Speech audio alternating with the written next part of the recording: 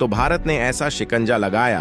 कि उसे बांग्लादेश भी नहीं बच पाया और भारत के शिकंजे में खुद फंसकर भारत के सामने झुकने पर मजबूर हुए मोहम्मद यूनुस। दरअसल अभी तक जैसे जैसे दिन बीते जा रहे थे वैसे वैसे बांग्लादेश की नई सरकार भारत के खिलाफ फैसला ले रही थी। यहाँ तक कि उनकी तरफ से भारत जैसे देश को धमकियां दी गई जिसके सामने बांग्लादेश कुछ भी नहीं है। लेकिन जब उनका देश कंगाली की हालत में पहुंच गया तो उन्हें भारत की याद आ रही है और उनके पास भारत के सामने झुकने के अलावा कोई और रास्ता नहीं रह गया है, जिसके कारण पहली बार ऐसा हुआ है जब बांग्लादेश की नई सरकार की तरफ से भारत को लेकर बहुत बड़ी बात कही जा चुकी है। क्योंकि न सिर्फ भारत ने अकेले बांग्लादेश को धूल चटाई बल्कि अब तो रूस और ऑस्ट्रेलिया जैसे देश भी बांग्लादेश के खिलाफ बहुत बड़े कदम को उठा चुके हैं। पूरी अपडेट क्या है इस वीडियो में समझते हैं, लेकिन आगे बढ़ने से पहले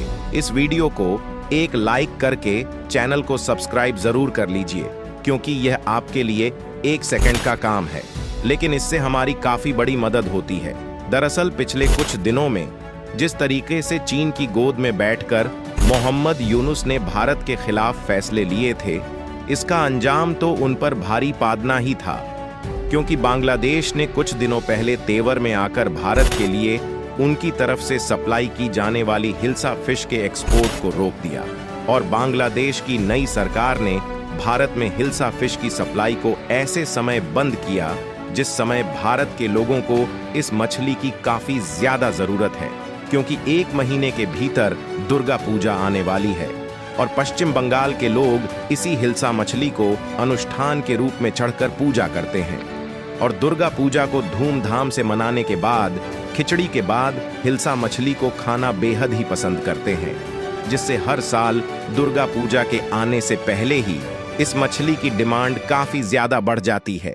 और हर एक बंगाली के घर में हिल्सा मछली जरूर बनाई जाती है। लेकिन इस बार ऐसा होता हुआ बिल्कुल भी दिखाई नहीं दे रहा है, क्योंकि हिल्सा मछली भारत में बहुत कम पाई जाती है। इसलिए ऐसी मछली को हम लोग बांग्लादेश से खरीदते हैं। लेकिन शेख हसीना की सरकार बदलने के बाद इस बार मोहम्मद यूनुस की नई सरकार ने भारत के लिए हिल्सा मछली के एक्सपोर्ट को ही बंद कर दिया है और एक्सपोर्ट ही बंद नहीं किया बल्कि भारत के लिए इस मछली के सप्लाई पर पूरी तरह से बैन लगा दिया है, जिससे बांग्लादेश की नई सरकार द्वारा लिया गया।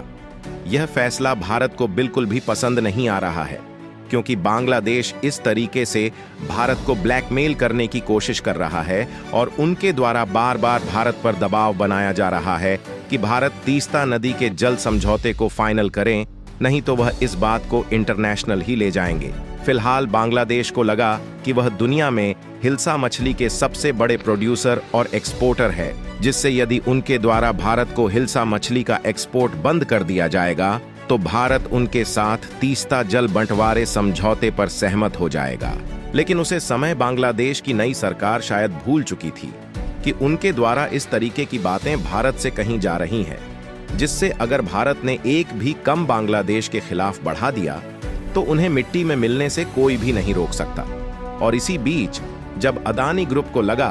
कि बांग्लादेश भारत से अकड़ रहा है और भारत के लिए उनके द्वारा हिल्सा फिश का एक्सपोर्ट बंद कर दिया गया है, साथ ही भारत पर जबरदस्ती दबाव बनाया जा रहा है कि भारत उनके साथ तीस्ता नदी पर समझौता करें, तो अदानी ग्रुप भी एक्शन में आ गई और अदानी पावर की तरफ से सीधा बांग्लादेश को चेतावनी दे दिया गया है कि या तो आप हमारे $500 मिलियन बकाया पैसे को चुकाया, नहीं तो हमारे द्वारा बिजली की सप्लाई काट दी जाएगी। और भारत की ऐसी बात सुनते ही बांग्लादेश को बहुत बड़ा झटका लगा। लेकिन जब हाल ही में रूस और ऑस्ट्रेलिया ने देखा कि एक तरफ तो हिंदुओं पर बांग्लादेश की तरफ से अभी भी अत्याचार किया जा रहा है और दूसरी तरफ उल्टा भारत के सामने बांग्लादेश की नई सरकार अभी भी तेवर दिखा रही है, तो उनके द्वारा बांग्लादेश को इस तरीके से धूल चटाई गई है जिसे बांग्लादेश सदियों तक नहीं भूलने वाला। दरअसल हाल ही में रूस ने भारत की दोस्ती निभाते हुए बांग्लादेश से 63 करोड़ यानी कि $630 मिलियन की मांग कर लिया है। असल में देखा जाए तो कुछ साल पहले शेख हसीना के समय रूस ने बांग्लादेश के रूपपुर शहर में एक न्यूक्लियर पावर प्लांट का निर्माण किया था, जो कि बांग्लादेश का पहला न्यूक्लियर पावर प्लांट था जिससे बिजली पैदा की जाती है, और इसका पैसा बांग्लादेश को कर्ज के रूप में चुकाना था। लेकिन अभी तक बांग्लादेश इसका ब्याज भी रस को नहीं दे पाया है, इसलिए रूस ने सीधा बांग्लादेश से 63 करोड़ की मांग की है, और उसने सीधा कह दिया कि अगर बांग्लादेश यह पैसे 15 सितंबर के पहले नहीं चुका पाता है तो उन पर अतिरिक्त दंड भी लगा दिया जाएगा। फिलहाल इसका पेमेंट बैंक ऑफ चीन की शंघाई शाखा के माध्यम से किया जाना है, और वहां पर इस बीच नॉन बिजनेस डे है, इसलिए बांग्लादेश को 3 दिन का समय और मिल गया है, जिससे उनके पास 18 सितंबर तक की डेडलाइन है, जिसके भीतर उन्हें रूस को 63 करोड़ का पेमेंट चुकाना है। यानी कि मोहम्मद यूनुस के पास केवल 4-5 दिनों का ही समय है, जिससे उनके होश उड़ गए हैं, और इसलिए उनके सिर के ऊपर मुसीबत के बादल मंडराने लगे हैं कि आखिरकार इस पेज का पाबंद कैसे किया जाए, क्योंकि न तो उनके पास इस समय भारत का साथ बचा है और न ही उनके पास पैसे हैं कि वह इस कर्ज के ब्याज को चुका सके। और इतना ही नहीं, बल्कि इसी बीच ऑस्ट्रेलिया की तरफ से बांग्लादेश को सीधी चेतावनी दी गई है कि वह हिंदुओं पर होने वाले अत्याचार को बंद कर दें, नहीं तो ऑस्ट्रेलिया भी बांग्लादेश पर कड़ा एक्शन लेने पर मजबूर हो सकता है, जिससे बांग्लादेश जो ऑस्ट्रेलिया के साथ व्यापार करता है और वहां से कोयला इंपोर्ट करता है, उसमें भी डिस्टरबेंस आ सकती है। यानी कि बांग्लादेश चारों तरफ से फंस चुका है, जिसके कारण बांग्लादेश के पास भारत के सामने गेदन के अलावा कोई भी रास्ता नहीं बचा है। यहाँ तक कि भारत भले ही मछली के साथ साथ कुछ अन्य फूड भी बांग्लादेश से खरीदना है,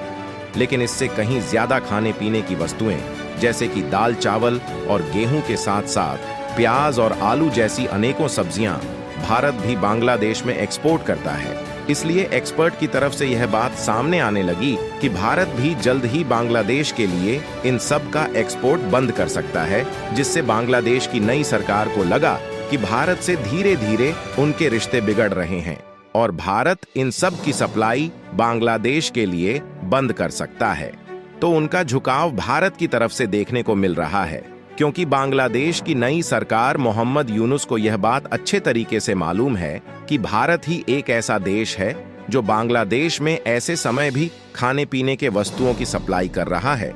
जिस समय बांग्लादेश कंगाल हो चुका है और उनके पास भारत का बकाया चुकाने के लिए भी पैसे नहीं है। यहां तक कि बांग्लादेश की नई सरकार जब IMF यानी कि इंटरनेशनल मॉनेटरी फंड और वर्ल्ड बैंक के सामने पैसे मांगने के लिए हाथ फैला रही है तो उनकी तरफ से भगाया जा रहा है, और अभी तक बांग्लादेश को पैसा नहीं मिल पाया है,